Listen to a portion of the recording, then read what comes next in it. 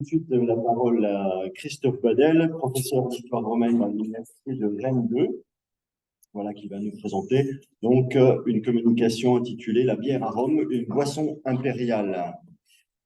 Point d'interrogation. Point d'interrogation. Bien, alors évidemment, j'ai commencé par remercier les organisateurs de ce colloque d'avoir accepté ma proposition. Je dois avouer que, avant de travailler ce sujet, je ne connaissais rien sur la bière Rome, même en général d'ailleurs. Donc, au contraire de beaucoup d'entre vous, je ne suis pas du tout un expert en la matière, mais j'avoue que c'est un dossier qui m'a passionné, une fois découvert par rapport aux enjeux qu'on peut le relier, qu'on va voir lors de ma communication. Alors, je pourrais faire le lien avec la communication sur la bière en Grèce antique d'hier, à savoir que les Romains, mais en fait c'est les Italiens, ce qui n'est pas exactement la même chose, nous verrons, ont la réputation de ne pas boire de bière, de ne pas aimer la bière, voire de la rejeter totalement, comme les Grecs. Puis hier, qu'en Grèce, malgré tout, aux époques anciennes, à l'âge du bronze, la bière avait été une des boissons consommées par les Grecs, et que donc la situation était un peu plus complexe qu'on l'avait pensé à une certaine époque. Concernant Rome, on n'a pas trouvé, à ma connaissance, de traces archéologiques de consommation de bière en Italie, même à une époque ancienne, mais j'ai découvert un texte, donc à la fin. J'ai découvert un texte qui est un peu étrange, auquel je vais commencer. Texte de Plumel, qui est espagnol, mais citoyen romain, qui a écrit un traité d'agronomie dans les années 40-50 après Jésus-Christ, un traité de gestion des grands domaines, donc à la destination des grands propriétaires. À un moment, il évoque la culture des jardins dans un contexte très virgilien. Il fait allusion au Géorgique de Virgile. Donc, il dit qu'il se met dans ses traces. Et à un moment, en évoquant en effet une herbe que j'avoue que je ne connais pas, tout d'un coup, en effet, il évoque la bière de Péluse, en effet, en l'associant au lupin bouilli qui mangerait ou qui grignoterait en même temps que la bière de Péluse. Alors c'est étrange parce qu'on a tout d'un coup l'image d'un fermier romain qui à la fraîche sur sa terrasse prend sa bière avec ses pickles, son petit snack en préparant son barbecue. Donc évidemment, on est un peu interloqué, il y a quelque chose qui ne va pas. Alors, si on reprend le texte, évidemment, on peut essayer de comprendre. Ce qui est gênant, même, a priori, le texte se met dans un contexte italien. Il faut savoir que Columel est espagnol, mais qui s'est installé en Italie, qu'il a acheté et cultivé un grand domaine en Italie, et qu'a priori, ses conseils s'adressent à des propriétaires italiens. Donc, comme ça, globalement parlant, le traité est dans un contexte italien. Alors, le problème qui se pose, évidemment, et on l'a rappelé hier, c'est qu'à cette époque-là, la bière voyage mal. La bière n'est pas l'objet d'un commerce interrégional. Donc, qu'en Italie, on puisse boire de la bière de Péluse, matériellement parlant, ça pose un problème. Alors, on peut se demander, oui, mais Columel, il est d'origine espagnole. Peut-être qu'en fait, à ce moment-là, il se met dans un contexte espagnol, qui pense s'adresser aux propriétaires espagnols. Bien. Et de fait, en Espagne, nous le verrons, on boit de la bière à l'époque romaine, mais on boit la bière locale. S'il est en Espagne, il va boire de la bière espagnole, pas de la bière égyptienne. Dernière, évidemment, hypothèse qui pourrait être la plus vraisemblable, c'est qu'il se place en Égypte. Et là, en effet, à un moment, il donne des conseils aux propriétaires égyptiens, et c'est à ce moment qu'il évoque le lien de cette herbe avec la consommation de la bière. Le problème, c'est que les conseils donnés par Columel renvoient à des modes de culture italiens, et on sait très bien qu'en raison de la crue du Nil, les modes de culture égyptienne, nilotique sont particuliers. Et jamais Columel ne fait allusion je dirais, un peu aux méthodes, à la logique, en effet, culturelle égyptienne et à sa spécificité. On est vraiment, je dis, dans un contexte totalement italien, méditerranéen. Du coup, on reste un peu interloqué par un tel passage qui, à ma connaissance, n'a pas été véritablement creusé par les spécialistes, aussi bien de Columel que de la bière.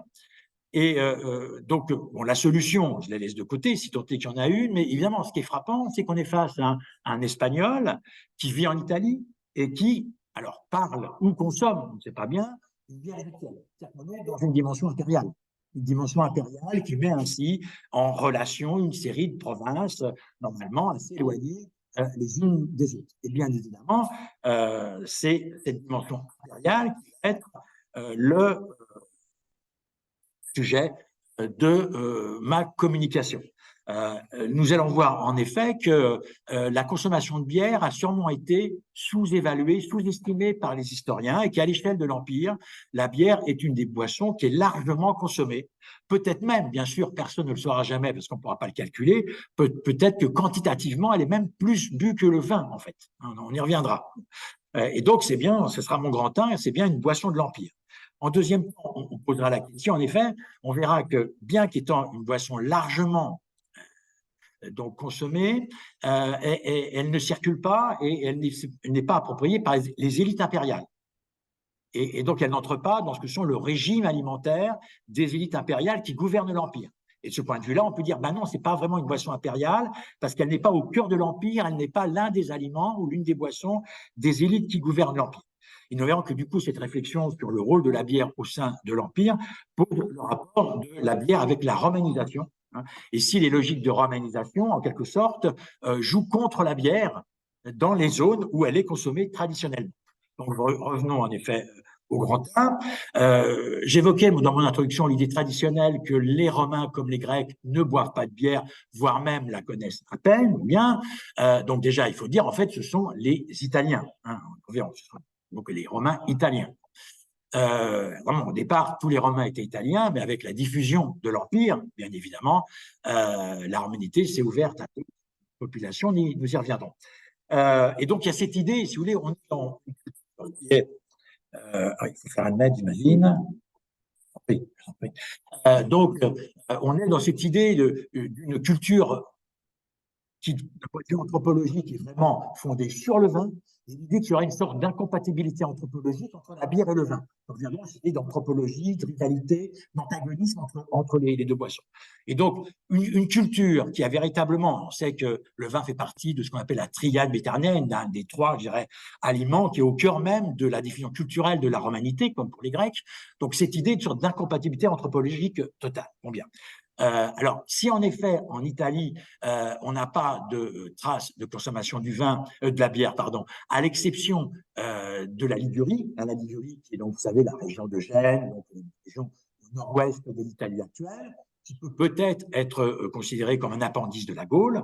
Si donc en Italie, on n'a pas en effet de mention claire, à part peut-être celle qu'on vient voir de Columel, mais on vient de voir son ambiguïté. En revanche, on se rend compte que la bière est consommée dans de très larges régions de l'Empire, et précisément les... du coup, ça ne bouge plus. Oui, parce que voilà, pardon. Depuis une vingtaine d'années, les synthèses les plus récentes sur l'alimentation à Rome, celle de Curtis, voyez, en 2001, donc celle de Wilkins en 2006, Food is the Ancient World, toute l'Antiquité, donc font beaucoup plus. Et puis vous avez aussi Erdkamp, qui est vous voyez, 2019, qui est la synthèse la plus récente sur les régimes alimentaires romains, font une part plus importante de la bière, revalorisent la consommation de bière au sein de l'Empire. De fait, quand on fait un tour d'horizon des régions de l'Empire, on se rend compte que la bière est consommée dans des régions très importante. Bien sûr, la zone celtique, on l'a déjà évoqué hier, mais qu'il faut bien voir dans une acception large, c'est une zone qui comprend non seulement la Gaule, mais aussi la Bretagne, mais aussi l'Espagne, qui était à l'époque, avant les Romains, l'époque proto-historique, donc occupée en partie par des Celtes. Vous avez toute la zone balkanique, dont une partie avait été occupée par les Celtes d'ailleurs avant leur migration. Les Balkans sont aussi consommateurs de bière, aussi bien à l'ouest, en Dalmatie, en Pannonie, la bière de Dalmatie est donc réputée, que du côté est, à savoir en Thrace. Et déjà à l'époque antique, on l'a vu hier, les Grecs disent nous on boit pas de bière, mais les Thraces en boivent bien. Si on passe en Asie mineure, on sait que depuis l'époque grecque, eh bien, les populations de l'intérieur de l'Anatolie, comme la Phrygie, consomment de la bière. Si on va plus au sud, on a vu l'Égypte, on le sait, la bière est une boisson nationale de l'Égypte depuis l'époque des pharaons. La Cyrénaïque, donc qui est une sorte d'appendice de l'Égypte, consomment aussi de la bière. On peut poser la question aussi pour la Palestine. Il y a une référence un peu ambiguë dans les évangiles qui peuvent laisser entendre qu'en Palestine, on buvait aussi de la bière. Comme on sait que traditionnellement, la Palestine était soumise à l'influence aussi bien de l'Égypte que de la Mésopotamie, qui étaient des régions traditionnellement consommatrices de bière, ce serait pas totalement absurde, bien. Et finalement, quand on fait le tour, on voit que la majorité des régions de l'Empire boivent de la bière. On a pu dire, un auteur a pu dire, de façon peut-être un peu exagérée, que l'Italie et la Grèce étaient deux îles au sein d'une mer de bière. C'est un peu exagéré. Parmi les grandes zones géographiques de l'Empire, deux manquent à l'appel pour le moment, la Syrie et l'Afrique au sens du Maghreb. Mais vous voyez que tout de même, le tour d'horizon est assez large et implique en fait beaucoup de régions de ce qu'est l'Empire romain au début donc de l'ère chrétienne. Donc ça, c'est le premier constat. Je pense qu'il faut absolument revaloriser, en termes quantitatifs en quelque sorte, la consommation de la bière dans le cadre impérial romain. Alors, ça, c'est l'aspect quantitatif. On va tout de suite, évidemment, passer aux aspects idéologiques qui, vous le savez déjà, sont importants dans le rapport des Grecs et des Romains par rapport à la bière. Et évidemment, les aspects idéologiques qui peuvent amener à nuancer, voire rejeter cet aspect, je dirais, factuel. Il est certain, on l'a vu hier, on l'a rappelé hier, que l'Antiquité grecque fonctionnait sur un clivage binaire. Donc, par rapport à la bière, l'idée étant que la bière, ce sont les barbares qui en boivent. Donc, vous avez en Grèce un clivage traditionnel entre eux et nous, évidemment, et eux, les barbares qui boivent de la bière, les Grecs, eux, n'en boivent pas. Et vous avez des passages assez frappants, par exemple Xénophon, qui compare la consommation de bière à une fellation. Évidemment, on n'est pas pour un homme grec qui se veut actif dans l'acte sexuel, évidemment pas une référence positive, ou encore une tragédie d'Échille qui, de façon très intéressante, montre que les Thraces ne boivent pas de bière parce que Dionysos a puni le roi de Thrace. Et du coup, la vigne ne s'est pas implantée en Thrace par punition de Dionysos. Et il y a cette idée chez les Grecs que les peuples qui ne boivent pas qui boivent de la bière, le font parce qu'ils n'ont pas de vin, parce qu'ils n'ont pas de vigne, et en général, c'est parce qu'une punition divine les a empêchés d'avoir la vigne en question. Alors, ce modèle grec classique perdure à l'époque impériale, et donc vous avez évidemment, jusqu'à la fin de l'Antiquité, des textes donc de langue grecque dans cette tradition qui continue d'exister. On peut citer à l'époque d'Auguste une mention de l'historien grec Denis d'Halicarnasse qui exprime son dégoût envers la bière qui est présentée comme un liquide malodorant, ou encore tout à la fin de l'Antiquité, l'empereur Julien, qui est un empereur romain mais de culture grecque, qui dans les années 360 après Jésus-Christ a été en poste en Gaule. Avant de devenir empereur, il était César, c'est-à-dire empereur associé pour la Gaule. Et donc il a sûrement dû évidemment en Gaule prendre connaissance de la bière, voire en goûter, et dit que la bière a une odeur de bouc, donc qui le dégoûte. Donc, cette tradition, vous voyez, d'un rejet de la bière par rapport à un modèle idéologique très ancien d'origine grecque existe toujours dans le cadre romain. Mais ce qui est intéressant, c'est que à côté de ce discours émerge un autre discours, donc qui est, je dirais, de nature impériale, et ce sera le troisième temps de mon grand 1. Alors, en effet, dans les sources latines d'époque impériale et même dans certaines sources grecques, on voit que le discours est différent. Les Romains présentent, je dirais, la bière de façon neutre. Il n'y a pas de dégoût, il n'y a pas de rejet, il n'y a pas de connotation négative associée à la bière. On voit que la bière est présentée dans le vaste tableau de l'Empire, que ce soit en effet chez les grands géographes, chez les grands encyclopédistes, Strabon côté grec, puis l'Ancien côté latin. Et donc, quand on va faire un tableau de l'Empire, que l'on présente les richesses de l'Empire, les merveilles de l'Empire, eh bien, à un moment donné, on évoque la bière parce qu'elle est bue dans certaines provinces. Et soit de vue-là, l'auteur n'exprime pas de dégoût, de rejet particulier. On voit très bien qu'on est passé dans ce qu'est le modèle impérial, qui n'est pas un modèle binaire, mais qui est un modèle d'intégration. Un modèle impérial romain est un modèle intégrateur. Alors, on verra, c'est un modèle hiérarchique, c'est-à-dire qu'on intègre, dans le cas d'une hiérarchie qui se calque sur les valeurs de la romanité, du peuple dominant, mais on ne rejette pas. On intègre donc l'ensemble des populations, en l'occurrence des aliments et des boissons donc, qui se trouvent dans l'Empire. Et donc, ces grands textes de tableaux impériaux de l'époque impériale romaine reflètent cette logique impériale qui est de nature différente. Alors, du coup, les autorités impériales donc considèrent la boisson comme la bière comme une boisson comme les autres, et donc en tiennent compte dans les législations. Et il y a le fameux exemple de l'édit Dioclétien en 301, donc un édit qui, à une époque d'inflation, va donner des maximums de prix, c'est pourquoi on l'appelait l'édit du maximum, et au chapitre des boissons, il va donner des prix maximum pour la bière, pour les bières, on y reviendra, comme il le donne pour le vin. Hein. Donc, en l'occurrence, la bière fait partie des réalités impériales que le pouvoir impérial prend en ligne de compte.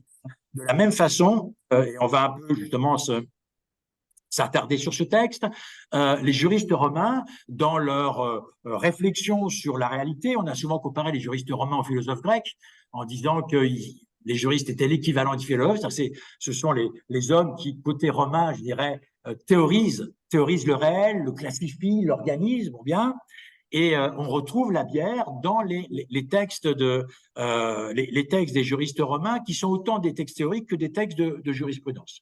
Donc voilà un extrait du digeste, donc avec un passage d'Ulpien, qui est un juriste romain qui vivait vers 200 après Jésus-Christ, et qui est évoquant un moment un problème de testament. Vous voyez, hein, le legs du vin comprend tout fruit. Donc, en effet, quand quelqu'un, dans un testament, lègue ce qu'il possède, quand il dit « je lègue à mon héritier mon vin », de quoi parle-t-il? Et est-ce que la bière peut être intégrée? La bière et d'autres boissons, hein, puisque l'eau mielée doit être l'hydromel, hein, est-ce qu'elle doit être intégrée dans la catégorie bière? Alors, je vais m'arrêter un peu sur ce passage, puisqu'il est, à mon avis, assez symptomatique du rapport des élites romaines, et là, on peut même des intellectuels romains, vraiment qui théorisent le réel, donc par rapport à la bière. Alors, on peut voir le côté latin, parce qu'il est intéressant par rapport aux termes qui sont utilisés. Vous avez un débat entre les juristes. Certains disent, pour venir aux Français, certains disent en effet, bah oui, si le testateur dit oui, la bière fait partie du vin, la bière fait partie du vin. En gros, on décide. Et puis, si le testateur ne le décide pas, eh bien non, la bière ne fait pas partie du vin. On est une sorte de nominalisme. Il suffit de nommer quelque chose pour qu'il soit ce qu'on dit qu'il est. C'est assez intéressant dans la démarche juridique. Alors après, il y a un débat entre les juristes, hein, bon bien, puisqu'il cite un autre juriste qui, là-dessus, Sabinus, là-dessus, est un peu plus large d'esprit que lui. Ce qui est intéressant, c'est la façon dont il présente, en effet, la bière. Alors, première chose, vous voyez, il n'utilise pas un seul terme pour désigner la bière, il utilise trois. Donc, Zitum, qui est normalement le terme qui désigne la bière égyptienne, Kamum, qui est justement la bière d'Almat, et Kervesia, qui est la bière gauloise, hein, qui est la bière gauloise. Bien.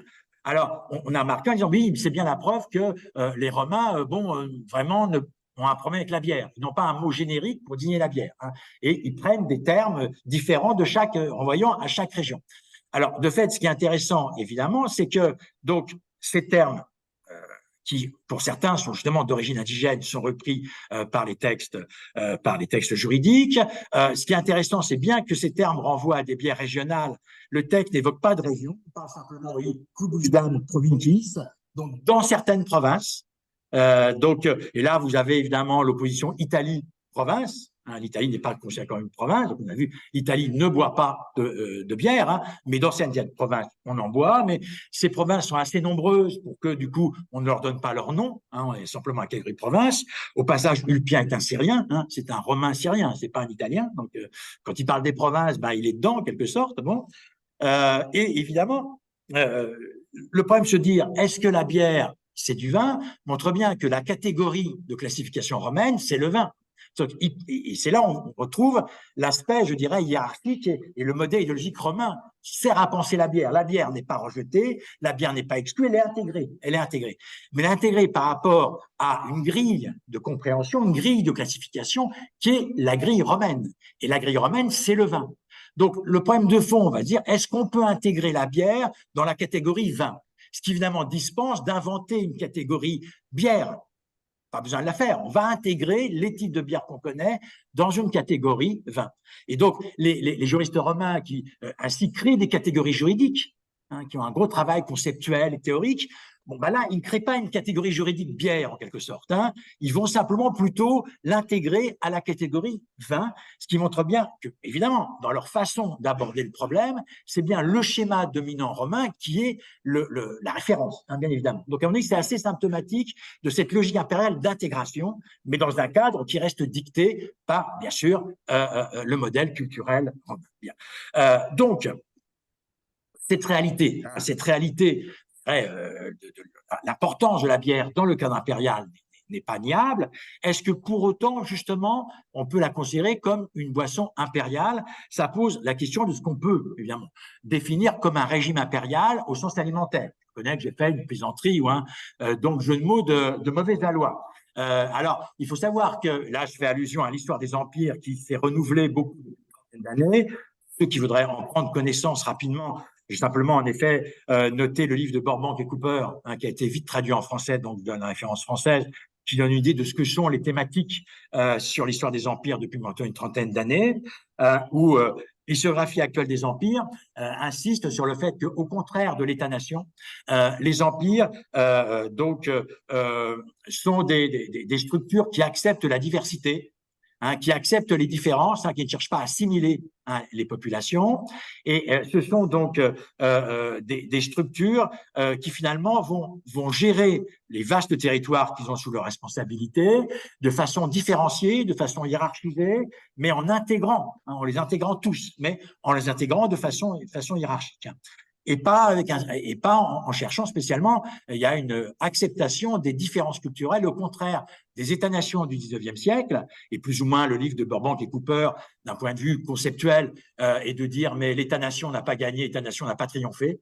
Le modèle impérial a été très fort, il existe toujours, et l'un des points d'achoppement fondamental sur le plan culturel, c'est que le modèle impérial accepte la différence et même s'en vide la différence, gère la différence, fonctionne avec les différences, et d'abord culturelles et religieuses, alors que l'État-nation les nie et cherche à les effacer. Bon. Donc ça, c'est un peu le modèle théorique des empires tel qu'il a été renouvelé depuis une trentaine d'années. Alors, par rapport à ça, comment en effet caractériser un régime impérial au sens alimentaire? Eh bien, c'est évidemment un régime alimentaire qui intégrerait les apports des différentes provinces conquises. Donc ça, c'est le côté intégrateur, mais dans un cadre qui reste qui reste le cadre romain, qui reste qui est la logique de fonctionnement, je dirais, de l'alimentation romaine, mais intégrant des éléments venus des autres provinces. Pour réaliser, et du coup, au niveau des élites impériales, l'alimentation, comme d'autres pratiques, va réaliser une synthèse, un creuset qui va favoriser l'unité impériale au niveau des élites qui la gouvernent. Alors évidemment, pour réaliser un tel but, vous avez un moyen qui est bien sûr la circulation. Il faut que les aliments en question puissent circuler à l'échelle de l'Empire, et vous avez un acteur, les élites. Il faut que les élites impériales intègrent ces aliments dans leur, je dirais, mode alimentaire pour qu'on puisse considérer l'aliment en question comme faisant partie de ce régime impérial. Alors, de très nombreux produits ont connu ce destin à l'époque impériale. On peut évoquer pêle-mêle la cerise, qui vient d'Asie mineure, le poivre, qui même vient de l'Inde, et même extérieur à l'Empire, encore les charcuteries gauloises, qui étaient largement, en effet, exportées de Gaule vers Rome, et les élites romaines adoraient les charcuteries gauloises. Alors, évidemment, et c'est mon petit 2, par rapport à ce mouvement, la bière est restée sur le quai, hein, bien évidemment, pour des raisons qu'il est facile de comprendre. La première raison, on l'a déjà évoqué hier et j'y suis revenu en introduction, c'est que la bière, a priori, voyage mal et donc ne voyage pas sur de longues distances. Bien évidemment, spécialement en Gaule, à travers l'épigraphie, on a la mention de quelques négociants en bière, mais on voit très bien que leur activité est strictement régionale. Donc la bière ne va pas voyager d'une région à l'autre. Et on vous a expliqué hier que le houblon, semble-t-il, avait permis, à partir du milieu du Moyen-Âge, en permettant de conserver cette boisson, avait permis un commerce à longue distance. Bien évidemment, à l'époque romaine, ce n'est pas possible. Et donc, on ne verra jamais de bière à Rome. Rome qui va être le creuset, justement, de ce régime impérial. Et là, le contraste avec le vin est frappant. Hein. Le vin gaulois va être extrêmement apprécié à Rome. Hein. Et donc, vous allez avoir des millions d'amphores gauloises qui vont être déversées à Rome et dont on retrouve les amphores. Bon, bien. Et donc, le vin gaulois a beaucoup de succès, mais évidemment, la bière est absente d'Europe. Et le deuxième, évidemment, échec, c'est par rapport aux élites, les élites impériales, c'est-à-dire l'empereur et les sénateurs romains représentant le sommet de l'aristocratie, et représentant les élites qui gouvernent l'Empire. L'empereur et les sénateurs ne boivent pas de bière, n'ont pas adopté la bière, sans doute.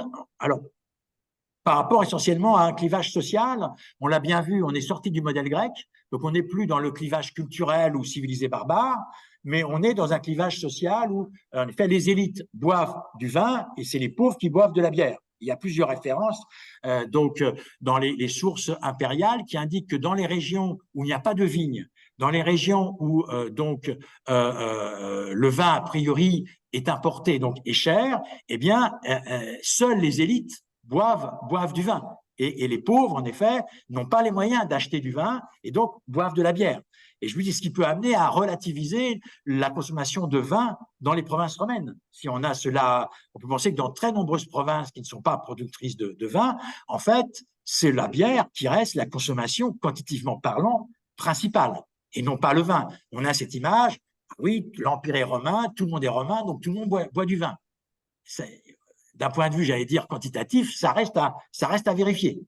Et alors, il y a une anecdote, là encore, près à la fin de l'Antiquité, qui montre bien que c'est vrai sur la longue durée, qui nous amène dans les années 370 après Jésus-Christ, qui se trouve chez Ammien Marcellin, qui est le dernier grand historien romain de langue latine de la fin de l'Antiquité, et qui indique un épisode qui a lieu à l'époque d'empereur Valence, qui est empereur romain d'Orient à cette époque-là, qui assiège une cité grecque, je pense que c'est Chalcédoine, donc c'est de culture grecque. Lui est illyrien. Donc l'Illyrie, c'est en effet l'ouest des Balkans actuels. Donc une région qui boit de la bière. Et pour se moquer de lui, les assiégés le traitent de brasseur. Donc on voit bien, et pour ces gens-là, c'est insultant comme qualificatif. Et Ammien Marcellin explique, oui, parce que dans ces régions-là, donc les régions dont Valence est originaire, eh bien, ce sont les pauvres qui boivent de la bière.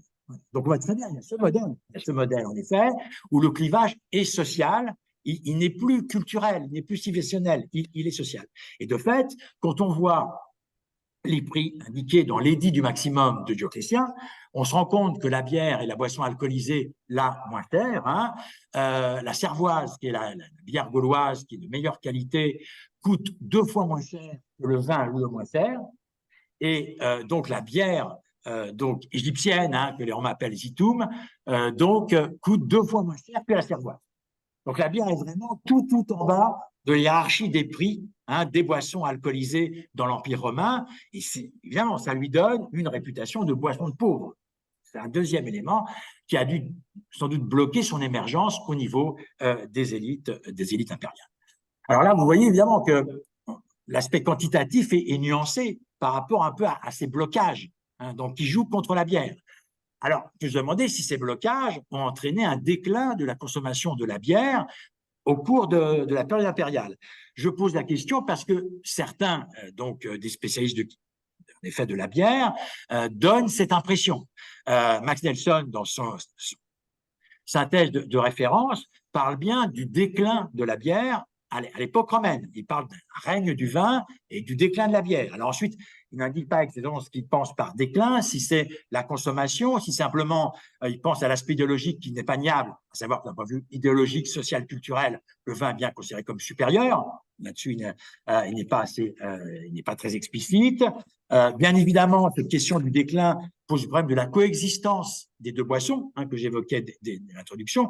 Et s'il y a un problème de rivalité entre les deux, et si en effet le vin, la supériorité idéologique et culturelle du vin joue contre la bière, alors bon, certains auteurs ne se posent pas le problème. Je pense à l'ouvrage de référence sur la bière et le vin en Gaule, en effet, Fanet, Lobenheimer, qui traite les trois boissons un peu égalité, de façon cumulative, sans se poser la question, savoir si elles se concurrencent, si l'une gêne l'autre.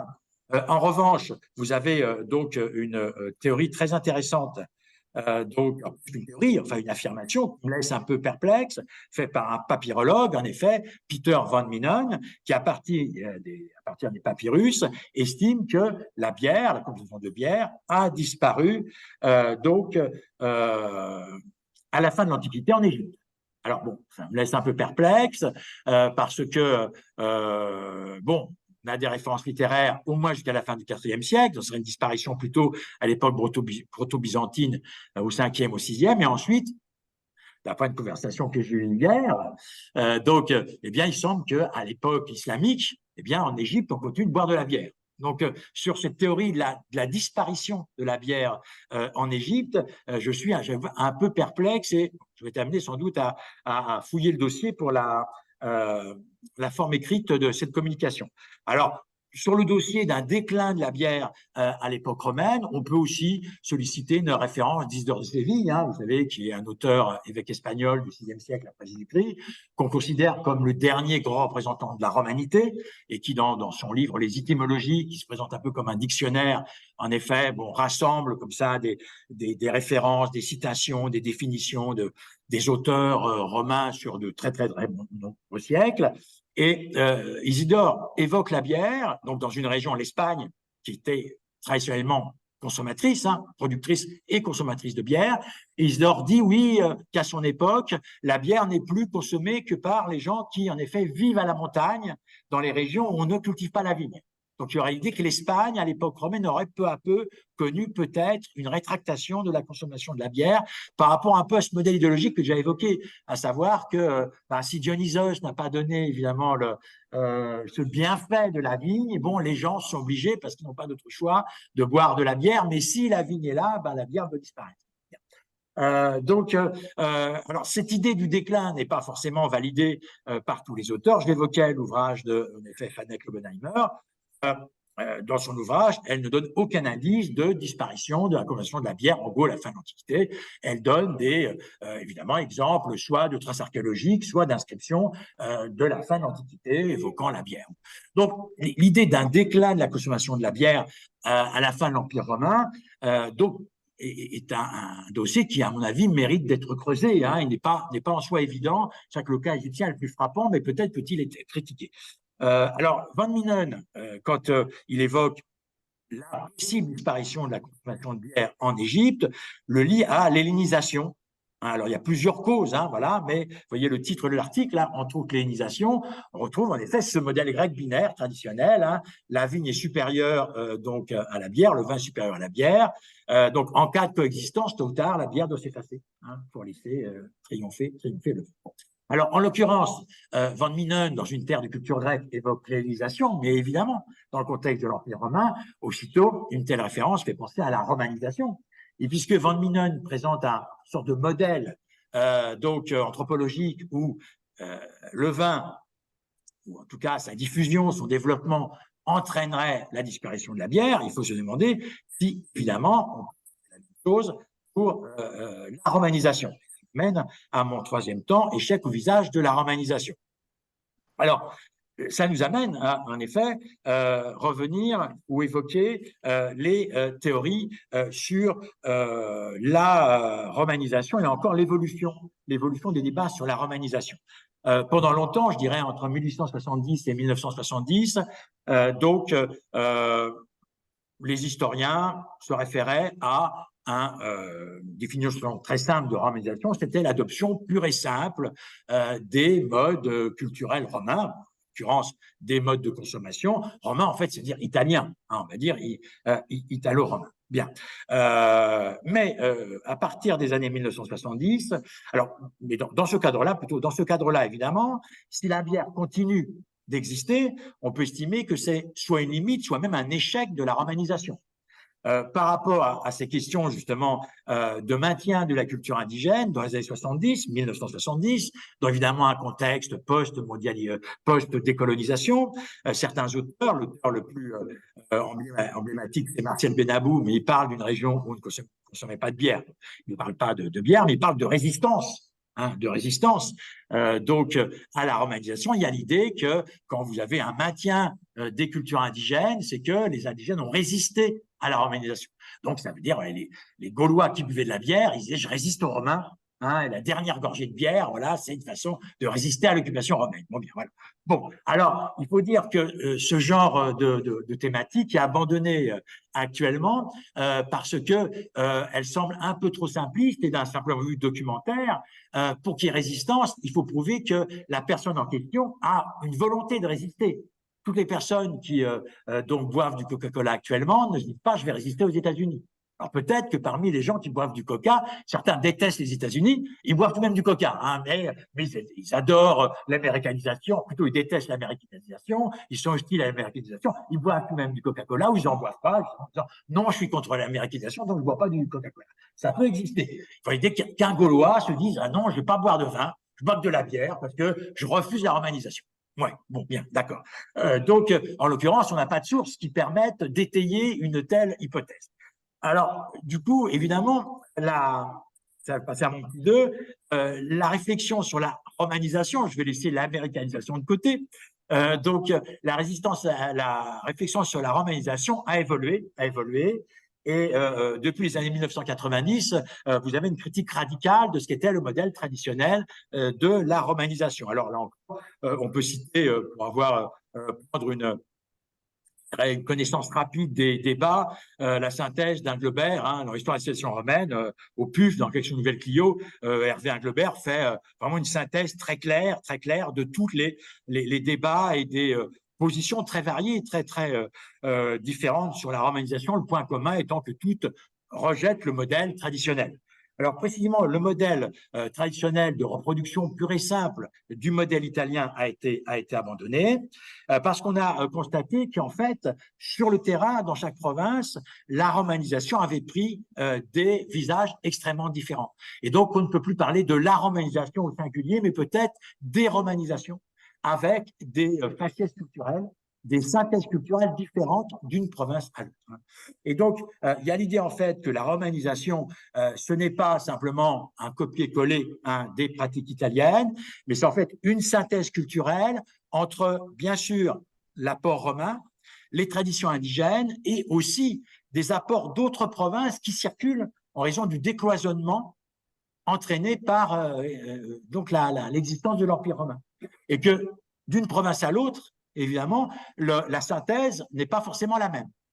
Alors, certains historiens ont même comparé ce type de romanisation à un métissage ou à une créolisation, ce qui, à mon avis, est allé trop loin parce que dans cette idée de métissage ou de créolisation, vous avez l'idée d'égalité un peu entre les différents apports, alors que, je le répète, dans ce système impérial, tout de même, le modèle de référence reste le modèle romain. Donc, il y a eu synthèse, mais pas, je dirais, égalitaire, pas égalité entre les différents apports culturels. Mais malgré tout, on est bien dans une synthèse différente selon les provinces. Et si on a une synthèse différente selon les provinces, dans certaines provinces, la bière peut faire partie du modèle romain. Alors, et pas dans d'autres. C'est-à-dire, c'est un élément de cette synthèse culturelle réalisée, en effet, dans telle ou telle province. Et pour illustrer mon propos, et aussi, je dirais, la complexité de l'affaire, je vais terminer par donc, un exemple concret, qui est romain, les auxiliaires bataves de Vindolanda. Alors, de quoi s'agit-il? Il s'agit de tablettes de bois donc ont été trouvées en Bretagne romaine, au niveau de la frontière entre la Bretagne et la Calédonie, sur le parcours du mur d'Adrien, mais du futur mur d'Adrien, parce qu'en fait, ces tablettes datent des années 85-105 après Jésus-Christ, et donc sont antérieures à la construction du mur, mais là, vous avez déjà des fortins romains. Vous avez donc la garnison romaine qui est casernée dans ce fortin. C'est important de préciser qu'il ne s'agit pas de légionnaires, mais d'auxiliaires. Qui sont les auxiliaires? Ce sont des soldats de l'armée romaine qui ne sont pas citoyens romains, donc des populations qui sont membres de l'Empire, mais sans être citoyens romains. En l'occurrence, ce sont des Bataves qui sont une population, je dirais, d'origine germanique, qui occupe les Bouches du Rhin, donc les Pays-Bas actuels, à la frontière de l'Empire, mais quand même du côté romain. Ils sont insérés dans le territoire impérial. et donc ils fournissent des soldats, des auxiliaires, donc à l'armée romaine. En fait, ces tablettes, ce sont les archives de cette garnison. Et donc, on voit que dans les courses qui sont faites pour cette garnison, eh bien, on achète de la bière.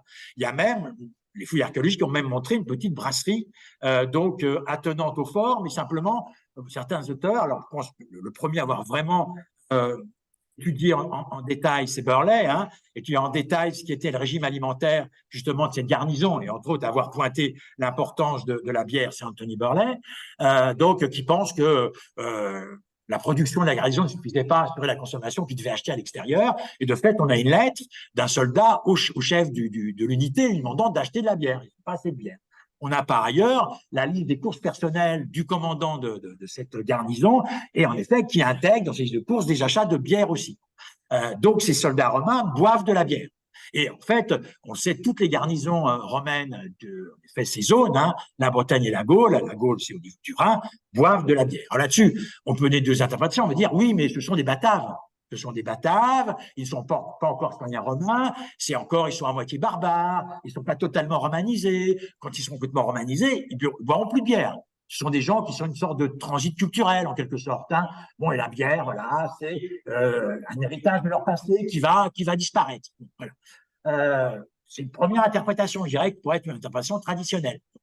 Mais il y a le premier problème de leur chef. Alors, leur chef est d'origine batave, mais leur chef est citoyen romain, il est même chevalier romain. Les chevaliers étant les aristocrates, étant un groupe d'aristocrates, juste en dessous des sénateurs, et le groupe qui fournit les officiers à l'armée romaine. Donc lui, il est romain d'un point de vue juridique. Je veux dire que lui, la romanisation a été terminée, il est totalement romain. Il est citoyen romain, il boit tout de même de la bière. Je me dis, bah non, c'est plus compliqué que ça. Hein. Donc là, en effet, il s'appelle Flavius Cerialis, hein, ce chef, en effet, lui, il est bien romain. Donc, le problème, c'est de dire, mais qui est romain? Qu'est-ce que la romanité, en fait? C'est ça, et à quel moment va-t-on décider? Un tel est romain, il boit, il mange comme un romain, donc ce qu'il boit et mange les romains, et un tel ne l'est pas, donc s'il boit et mange ne l'est pas non plus. Hein, bien. Alors, la situation est encore plus compliquée quand, en 212, tous les habitants libres de l'Empire obtiennent les citoyennetés romaines. Donc là, tout le monde est romain. Donc là, tous les buveurs de bière de l'Empire sont citoyens romains. Donc là, la bière est forcément romaine. Sauf à faire des distinctions. D'accord, ils sont citoyens romains, mais véritablement, la bière, ça ne fait pas romain, donc on va dire que ce n'est pas romain. Vous voyez un peu le genre de discussion hein, sans fin qui peuvent en effet découler d'une sorte de définition très rigide de ce qu'est la romanité, en fait confondue avec l'italianité. Vous voyez, ce n'est pas la même chose. Donc, j'en arrive à ma conclusion. Évidemment, l'exemple de ce commandant de Vitelanda, Flavius Cerialis, fait écho avec Columelle, parce que finalement, Columelle est un peu dans la même situation. Ce n'est pas un Romain italien, c'est un Espagnol, dont sans doute pas lui, mais dont son père a donc obtenu la citoyenneté romaine. Donc, c'est un Espagnol romanisé, hein, bien comme en effet notre chef de Vitelanda. Mais c'est quelqu'un qui, aux yeux, je dirais, de la tradition littéraire, est totalement romain. Hein, il s'est installé en Italie. Ses œuvres littéraires, c'est pour ça comme des œuvres romaines latines. Personne n'a dit il est d'origine espagnole. Est-ce qu'il est vraiment romain?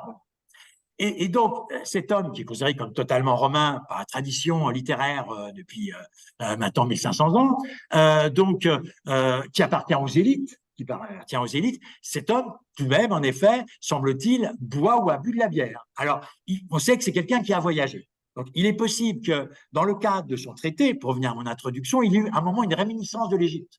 C'est-à-dire qu'il parle de la gestion des domaines italiens, mais à un moment, il évoque en effet telle herbe, il évoque le lupin, et puis ça lui rappelle les apéros qu'il prenait en Italie, voilà, au bord du Nil, et hop, il parle de la bière de Péluse. Hein. On sait que c'est quelqu'un qui a voyagé, il a été en Syrie, il a été en Afrique. Pour l'Égypte, on n'a pas de preuves certaines. Donc, ça pourrait être l'explication, en tout cas, sur de réminiscence d'un voyage qui viendrait à ce moment-là, vous voyez, dans un contexte qui normalement n'est pas égyptien. Bon, ça peut être une explication en effet de un peu le texte un peu étrange que l'on a vu au début. Mais évidemment, ce qui est intéressant pour nous, c'est que cet homme, c'est un Romain, il appartient aux élites et tout de même, il boit de la bière et pour lui, c'est un bon souvenir. Si on pense que c'est un souvenir d'un voyage en Égypte, c'est un bon souvenir et il a aimé ça. Donc on est loin, vous voyez, de cette idée de rejet de la bière ou d'ignorance des Romains donc envers la bière. Elle nous indique, en effet, comme le cas de Cerialis, que les élites locales peuvent aussi boire de la bière. Et finalement, Et je terminais par cela. L'exemple aussi bien des Bataves que de Colonel nous montre un peu la complexité du dossier et la nécessité de distinguer entre des concepts que jusqu'ici ont été confondus. À savoir, en effet, la bière n'est pas une boisson italienne, c'est certain, mais c'est une boisson romaine, au sens, en effet, où les Romains de nombreuses provinces la buvaient, y compris même chez les élites locales. Alors, c'est vrai qu'il y a un discours disant « Ah oui, c'est une boisson de pauvres », mais on connaît en effet les contrastes entre l'idéologie et les réalités, et que les élites aiment bien aller s'encanailler dans des endroits soi-disant fréquentés par les pauvres, ou tout à coup manger ou boire un aliment qui est en théorie celui des pauvres. Bon, bien, là-dessus, il y a une sorte de contradiction des élites qui est assez classique. Donc, c'est forcément italien, alors c'est pas italien, et c'est, moi, je dirais, romain, dans le sens de la romanité qui est le sens qui prévoit actuellement. Pour autant, je ne pense pas que ce soit une boisson impériale, au sens où les élites impériales, c'est-à-dire celles qui sont à Rome, donc les sénateurs qui gouvernent l'Empire, qui sont les élites impériales au sens fort du terme, elles n'ont pas adopté la bière. Elles n'ont pas adopté la bière, pour les raisons que j'ai déjà évoquées tout à l'heure. Et donc, de cette façon, la bière a raté la dernière marche. Elle a pu intégrer le modèle romain, mais elle n'a pas pu intégrer ce qui était ce creuset du régime alimentaire des élites impériales qui lui aurait donné ce statut, cette fois-ci évidemment valorisant, de boisson impériale. Voilà, j'en ai terminé. Je vous remercie de votre attention.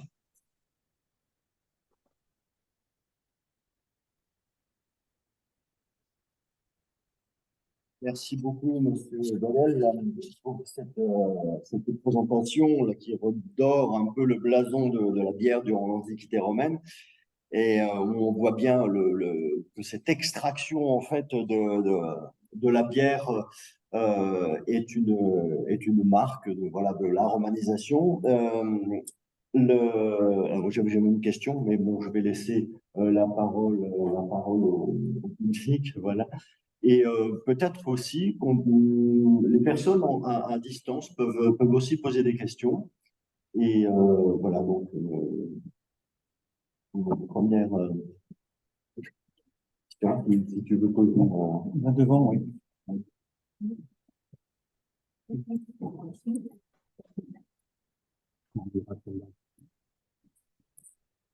Parfait.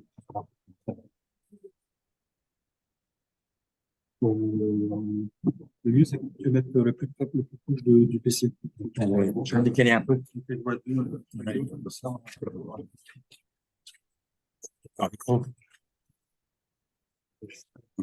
Merci pour cette synthèse. J'ai en tête une citation d'un ambassadeur français en Perse qui lui-même, début 18e, il va en Perse, il découvre là-bas qu'on fait de la bière parmi les communautés paysannes, etc. Et ça lui rappelle une lecture qu'il a eue, et c'est là que on va rejoindre notre sujet. Il cite une correspondance d'un empereur romain qui parle de son esclave, l'un de ses esclaves, parce qu'il peut en avoir de nombreux, qui s'est enfui. C'est pas ça qui nous intéresse, mais cet esclave, il dit, faisait de la bière. Et ça se passe en Italie, au cœur de la romanité. Malheureusement, je ne peux pas vous fournir alors il est très connu, mais il donne une référence qui est malheureusement, je pense, incomplète. Mais imprécise, oui. Oui, je peux la retrouver. C'est intéressant, là, je ne l'ai pas trouvé en effet, mais moi, quand je suis tombé là-dessus, oui. Vérifier. Et ma question, donc, c'est dans l'approche, on a eu l'approche technique, comparer les boissons, l'approche idéologique, mais je me demande si dans tout ça, dans ce dossier, il manque pas une approche vraiment purement sociologique, parce qu'on a quand même affaire au cœur de Rome il faut bien parler d'une société esclavagiste. En gros, il y a 80% de la population, ce sont des gens serviles qui travaillent pour, quand je dis 80, c'est peut-être 90, qui travaillent pour entretenir le niveau de vie de la classe dominante. Les textes qu'on a sont des textes écrits par les 10 ou les 20% qui régissent la société et ses règles de vie. Donc, il serait peut-être pas étonnant de trouver justement parmi toute cette masse d'esclaves qui viennent d'un peu partout, des gens qui non seulement gardent le souvenir de leur boisson d'origine, mais aussi sont peut-être, en tant que population d'esclaves, tout simplement autorisés à brasser, mais à brasser en Italie. Sans que ça n'apparaisse dans les textes, de toute façon, c'est une population d'esclaves, on ne se soucie pas de leur façon de vivre ou de survivre. Voilà, donc ma question, c'est peut-être, voilà, il y a peut-être un volet, un angle de vue, un point de vue qui manque justement par rapport à cette structure sociale des sociétés de l'Antiquité. C'est pas juste les pauvres, les riches qui boivent du vin, les pauvres qui boivent de la bière, mais il y a vraiment quand même un clivage structurel très important au sein de ces sociétés esclavagistes. On pourrait faire la même réflexion sur la Grèce. Concernant les esclaves, je n'ai pas trouvé de référence associant la bière à l'esclavage aux esclaves, hein, associée aux pauvres, mais pas aux esclaves. Dans la réalité, il est certain que de nombreux esclaves venaient de régions qui buvaient de la bière. Il y a eu de nombreux esclaves gaulois, pendant l'époque de César, hein, qui ont pu être vendus sur les marchés romains. Alors après, est-ce qu'ils conservaient la pratique de leur boisson d'origine? C'est pas évident. Ce qu'on sait pour les traités d'agronomie, justement, qui sont dans un contexte très italien, je l'ai dit, c'est que les esclaves sont normalement abreuvés avec du vin. C'est que on a le traité agronomique le plus ancien qui date de 150 avant Jésus-Christ, écrit par Caton à une époque, en effet, les esclaves commencent à arriver en nombre en Italie suite aux conquêtes, et qui évoque le régime alimentaire d'un esclave. Dans les conseils qu'il donne aux propriétaires, il dit voilà ce que vous pouvez donner nourrir à vos esclaves. Il donne les rations même de façon quantitative. La boisson, ça va être du vin. Il évoque pas la bière. Alors, est-ce que les esclaves, de leur côté, pouvaient en faire? On n'a aucune trace archéologique, hein, vous voyez, de fabrication de bière, donc en Italie. Donc là, il est possible que les esclaves aient été acculturés, entre guillemets, hein, que les esclaves de régions donc productrices et consommatrices de bière transplantées en Italie et vraiment abandonné cette boisson pour se convertir à la boisson que leur maître leur donnait. Mais c'est vrai que c'est intéressant en effet parce que dans la réalité, vous avez raison, sûrement beaucoup de gens parmi les esclaves qui venaient en Italie venaient de régions où la bière était connue, c'est certain. C'est certain. Mais le problème, c'est que dans évidemment, les circulations impériales, comme ce sont des esclaves, il y a peu de chances qu'ils soient imités par les maîtres. Vous voyez, la circulation permet justement se creuser au niveau des élites impériales. Le fait que ça soit porté par des esclaves, si ça l'avait été, ne favorise pas l'adoption ensuite et son entrée dans ce régime des élites qui va gouverner l'Empire. Oui, mais je vous remercie de je vais continuer à fouiller parce que déjà Columel, j'ai trouvé presque par hasard. Vous voyez, déjà, là, voilà, donc il y a peut-être une autre. Alors, évidemment, une seule référence sur de la bière en Italie. Et on se dit, c'est un Apax. Quand il y en a une deuxième, une troisième, c'est autre chose. Hein. Mais là, pour l'instant, j'en ai pas trouvé. Mais je vous remercie en effet de cette piste. Ah oui. Alors, il y a une suggestion visiblement dans le chat. Donc, bonjour, merci beaucoup pour votre intervention. Ces échanges entre Romains et Celtes n'ont-ils pas amené à créer de nouvelles boissons, comme des boissons hybrides, bière, vin, bière/vin, ou bière plus vin, je ne sais pas exactement. Oui, alors il y a un passage de Virgile qui, à propos de ce qu'il appelle la Libye, qui est donc la Cyrénaïque actuelle, non pas l'Afrique du Nord, non pas le Maghreb, mais la Cyrénaïque, évoque des populations libyennes qui mélangeraient les deux boissons, la bière et le vin. Mais il ne présente pas cela comme, je dirais, une conséquence de la présence romaine. Il présente cela comme une sorte de pratique traditionnelle chez ces peuples qui, étant évidemment proches de l'Égypte, donc exposés à des influences grecques depuis longtemps, connaissent le vin depuis longtemps, ont une tradition, peut-être là encore en raison de l'influence ancienne de l'Égypte aussi, de consommation de la bière, et font des mélanges entre les deux. Mais sans lien, vous voyez, avec la romanisation, en quelque sorte, en effet, si je comprends bien la question, dans ces synthèses culturelles par lesquelles on peut définir la romanisation, on aurait pu mélanger les deux boissons, qui serait une forme de synthèse en quelque sorte. Et de fait, c'est une hypothèse intéressante. Donc voilà le seul exemple littéraire que je connaisse qui, est un peu décalé par rapport à la question posée par cet intervenant. Après, comme je l'ai dit, par exemple, l'ouvrage en effet de Fanneke Benheimer sur les 3 boissons consommées en Gaule, elles sont traitées séparément Et donc, ces idées de mélange, vous voyez, de rassemblement ne sont pas évoquées. Mais là encore, c'est une piste tout à fait intéressante à creuser. Oui, si tu veux venir. Oui, mais je pense que les personnes n'en font pas. Alors, merci beaucoup pour votre présentation. Et en fait, je me posais la question, parce que je connais mal l'époque impériale, mais je travaille sur la fin de l'âge du fer, et on parle beaucoup de commerce des amphores, commerce du vin, cargaison d'amphores qui remontent le Rhône, etc., dans les régions plus au nord. Et en fait, je me demandais justement, est-ce qu'on peut avoir un petit, approcher la dimension, l'aspect enjeu économique aussi, c'est-à-dire le rôle que pourraient avoir eu les commerçants, enfin ceux qui faisaient le commerce du vin. Est-ce que c'est le lien avec aussi ceux qui produisaient le vin, enfin voilà, qui auraient pu avoir une action sur la relation entre les deux boissons, enfin l'image des deux boissons. Alors, sous la forme d'une sorte d'impérialisme économique, vous voulez dire? Un petit peu, oui. Oui, oui.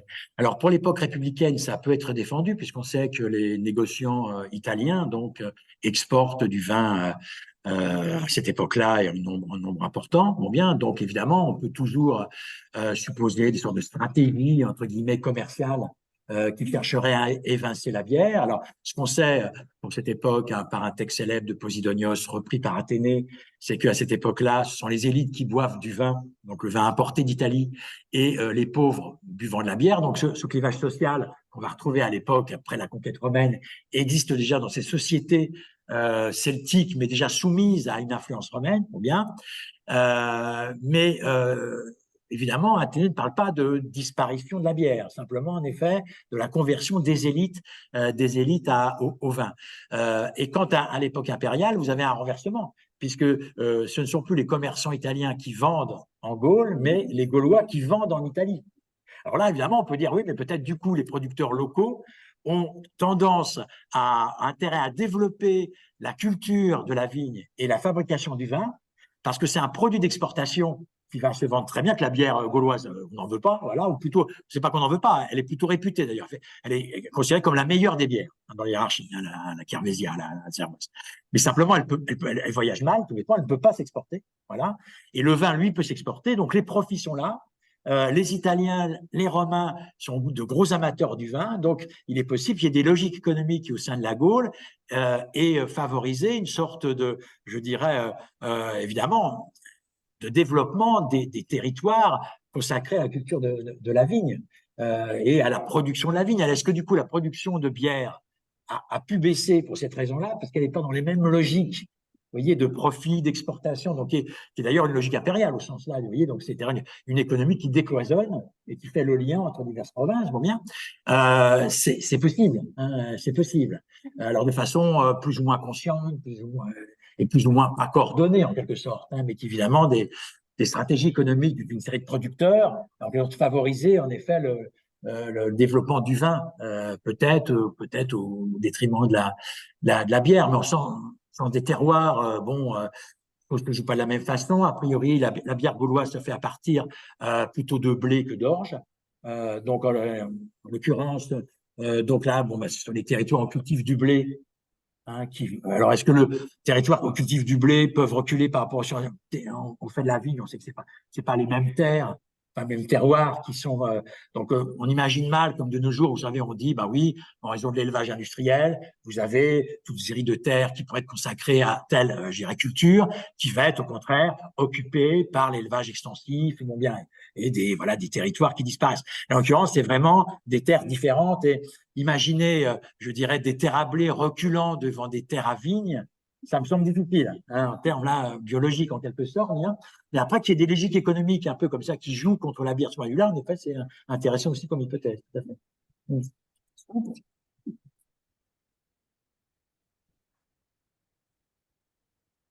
Ce qui est assez étonnant, c'est de voir que les juristes, en fait, dans l'édit Dioclétien dont vous avez parlé, que les juristes s'emparent quand même de la bière. Ah oui, malgré cette. La bière, c'est pas les autres. Dans le modèle romain, la bière, ça fait partie de l'empire. C'est pas l'extérieur. c'est interne à l'Empire, c'est une boisson de l'Empire. Alors, une boisson qui est peu valorisée, qui est pas chère et tout ça. Mais du coup, en effet, ils réfléchissent sur la bière comme les autres boissons. Et ça, c'est cette logique, vous voyez, d'intégration impériale. Tout à fait, exactement. On voit bien qu'il y a un paradigme qui a changé. Exactement. Tout à fait. Non, non, pas du tout. Merci encore pour cette conférence vraiment passionnante. Et je me suis posé la question, parce que vous avez évoqué Columel, il me semble qu'il a écrit un traité d'agriculture, des rustica. Oui, c'est ça, dans le exactement, oui. Et plus ancien, il y avait un traité d'agriculture de Platon, me semble-t-il. Est-ce que dans ces sources d'agronomie, on a des informations sur la bière? Non, on n'en a aucune, justement. Alors, je dis, c'est très centré sur des domaines italiens. À aucun moment, on a évidemment de conseils pour savoir comment fabriquer la bière. Donc, et autant sur le vin, on a en effet des conseils assez développés qui ont permis à certains chercheurs de faire de l'archéologie expérimentale, justement, et d'essayer de fabriquer du vin avec les normes romaines, en s'appuyant sur les passages développés de ces traités d'agronomie. On n'a absolument pas l'équivalent pour la bière. Absolument pas. Et donc, dans les traités d'agronomie, le seul référence à la bière, c'était en effet cette allusion de Columel, qui ne parle pas évidemment de fabrication de bière en Italie, qui évoque la bière égyptienne. Absolument pas. Ah, Non, non, même, là, même sur l'utilisation des céréales, parce que souvent, nous, dans les traités d'agronomie, on a des explications, les périodes à laquelle il faut la faire pousser, etc. Et ensuite, sur leur… oui, que faire des céréales et différents, ouais, exactement. Non, non, non, non, absolument pas. Ouais, Non. Merci beaucoup. J'avais juste une question sur les traces textuelles et la diffusion de la consommation de la bière par l'armée romaine, mais vous avez répondu dans votre petit 3 avec les superbes tablettes oui, c'est une boisson militaire, oui, tout à fait. Alors, si on dit que l'armée romaine, ils sont considérés comme vraiment la vitrine de la romanité. Hein, et c'est en effet un instrument de romanisation, à la fois interne, c'est-à-dire que l'armée romaine romanise ses soldats, hein, ceux qui entrent, les auxiliaires ne sont pas très romanisés au départ, et puis l'armée romaine, le latin est la langue de commandement, les auxiliaires bataves, en fait, se battent à la romaine. Il ne faut pas imaginer une unité un peu comme ça, extérieure, qui se battrait selon ses règles ancestrales. En fait, ils sont dans une stratégie tactique à la romaine, avec des uniformes romains. Donc, en fait, l'armée la romanise, et l'armée romanise les populations environnantes. Hein. Donc, si la bière est une boisson de l'armée, comme l'armée dans les provinces, c'est l'un des principaux vecteurs de romanisation, donc la bière est romaine. C'est vraiment l'image du syncrétisme. Je crois qu'on peut parler de syncrétisme. Bien sûr, on peut utiliser le terme syncrétisme. Bien sûr, exactement, on peut utiliser le terme syncrétisme. Tout à fait. Alors, juste une autre question en ligne. Les Romains connaissaient-ils les boissons carbonatées de cidre, puis du cidre? Alors là, je dois, bien que venant de Bretagne,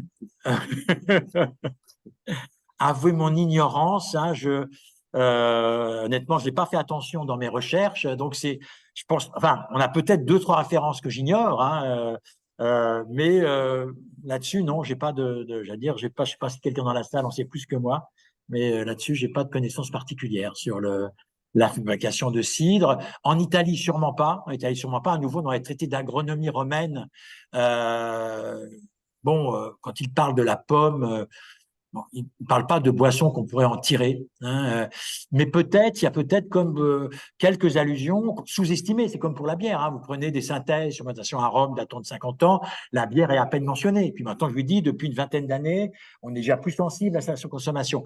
Donc, il y a peut-être quelques références dans les sources antiques peu valorisées qui fait qu'une lecture rapide comme la mienne, puisque je m'étais construit sur la bière, les a ignorées, et qui pourrait faire un petit dossier sur le cidre. Mais je dois là avouer mon ignorance. Oui, il est possible. Et puis, dans le quoi, pardon? Dans Pline l'Ancien. Alors oui, ou sous la forme d'une périphrase qui pourrait peut-être, en effet, ce qu'on a vu le texte juridique, on évoque comme ça, on sent bien, on évoque la bière, on parle de boissons mielées, on cherche à englober toutes les boissons alcoolisées qui ne sont pas du vin. Et alors, on les nomme comme on peut, celles qu'on connaît. On voit bien, il n'y a pas un mot générique pour la bière. Et donc, à mon avis, c'est peut-être aussi un indice de cet échec de l'arrivée de la bière au niveau central, parce que la bière n'est pas devenue un élément pour l'élite impériale au niveau du centre de l'Empire. Il n'y a pas un terme, je dirais, utilisé, vous voyez, centralement. Ça reste une boisson locale, donc vous avez diverses, je dirais, dénomination locale pour la désigner. Et donc, on peut reprendre le texte des juristes, peut-être que dans ces périphrases des juristes évoquant ces boissons alcoolisées, que le cidre s'y cache. Il faudra prendre Pline. S'il y a quelques allusions de Pline qu'on pourrait en effet lier au cidre. Vous avez raison, c'est pas du tout impossible.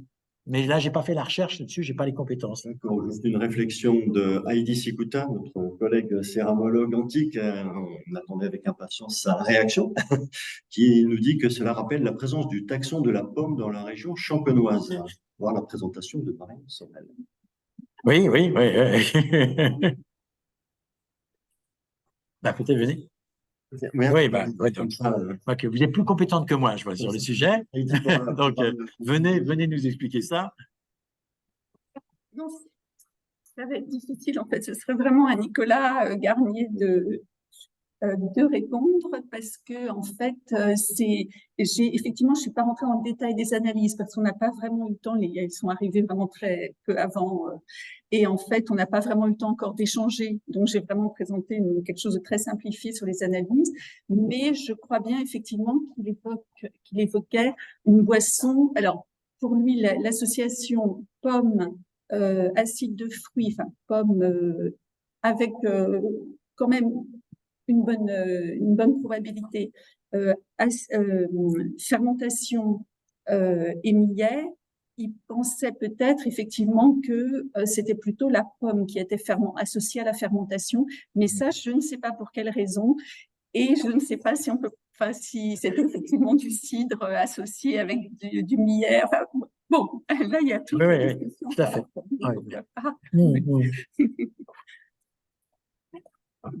Merci. Merci. Encore d'autres questions? Oui. Oui.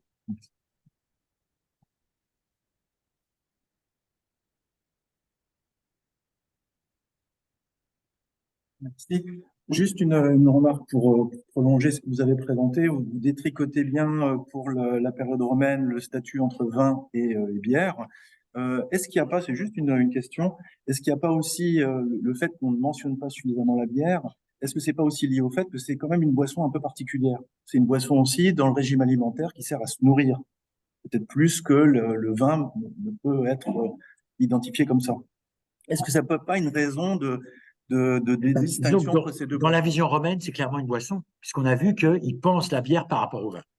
Et déjà chez les Grecs, l'une des périphrases pour désigner la bière, c'est le vin d'orge. Donc, si vous voulez, dans la vision romaine, et c'est le cas aussi chez Pline l'Ancien, la bière est clairement du côté des boissons et pas du côté des aliments. Pour les Romains, mais les consommateurs, justement. Ah oui, alors les consommateurs sur place, c'est autre chose, hein, évidemment. Là, c'est vrai que moi, je me place du côté romain, la vision que les Romains pouvaient avoir, mais c'est vrai, dès qu'on pense à la romanisation, on voit que c'est évidemment un phénomène qui associe les différentes parties, et aussi, bien sûr, les provinciaux. Et du point de vue des provinciaux, là-dessus, hélas, on n'a pas les sources qui permettent d'y répondre, enfin les sources littéraires qui permettent d'y répondre. Hein. Si eux voyaient ça comme un élément, mais en tout cas, le regard ethnographique des géographes grecs, dont certains sont antérieurs à la conquête romaine. J'ai évoqué les passages de Posidonios récupérés par Athénée, mais c'est pas parce que peut-être que c'est un grec. Donc déjà, il plaque sa vision grecque. En effet, clairement, voit la bière comme une boisson. Il ne dit pas parmi les aliments. Et il y a un passage de Tacite sur les Germains. C'est le seul cas où on parle de barbares buvant de la bière. Bien. Là encore, il met la bière du côté de la boisson. Donc, c'est là encore, c'est en effet, on sait très bien que c'est une façon de penser la bière qui est tout à fait classique, mais dans les sources que j'ai, c'est pas du tout la vision qui s'impose, qui émerge. Il y a beaucoup de questions, hein. C'est vrai que. Alors, je voulais... C'est problème de concepts d'interprétation en fait qui sont posés. Donc, je voulais savoir aussi quelle était l'influence du Panthéon.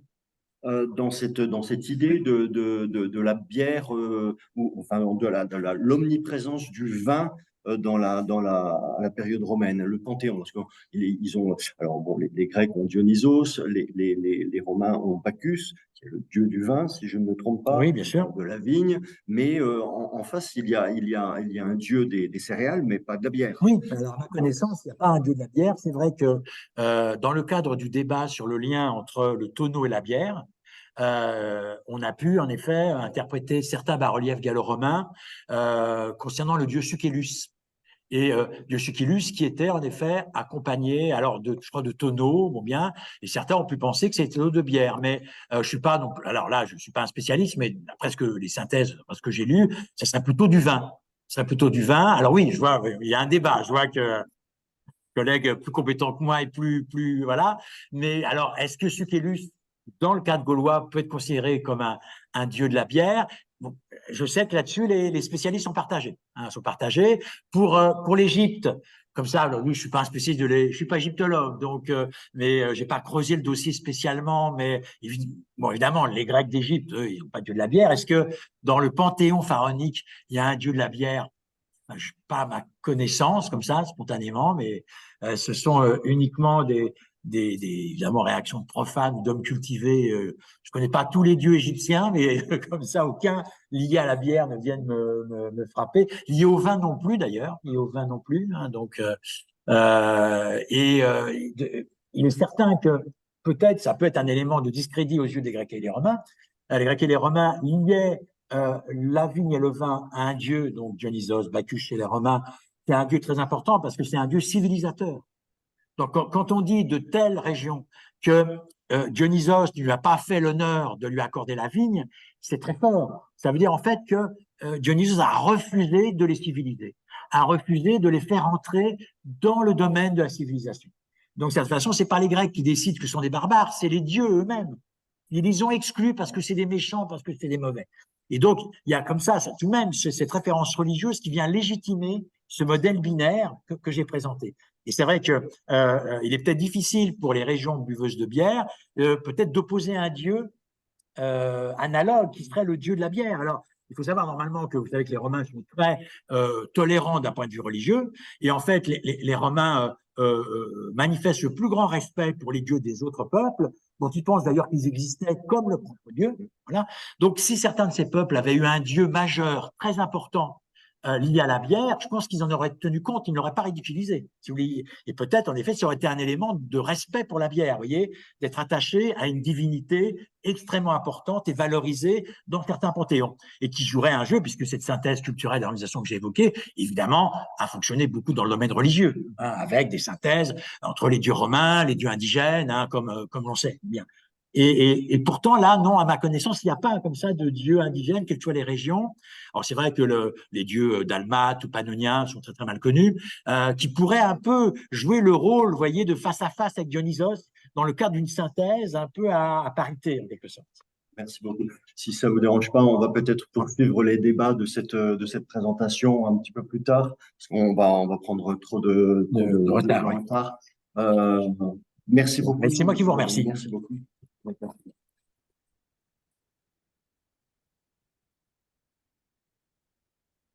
Nous allons recevoir maintenant David Barrero, chercheur associé au Centre de recherche sur l'Amérique préhispanique. Nous présente les beuveries incas ou la bière de maïs comme outil impérial.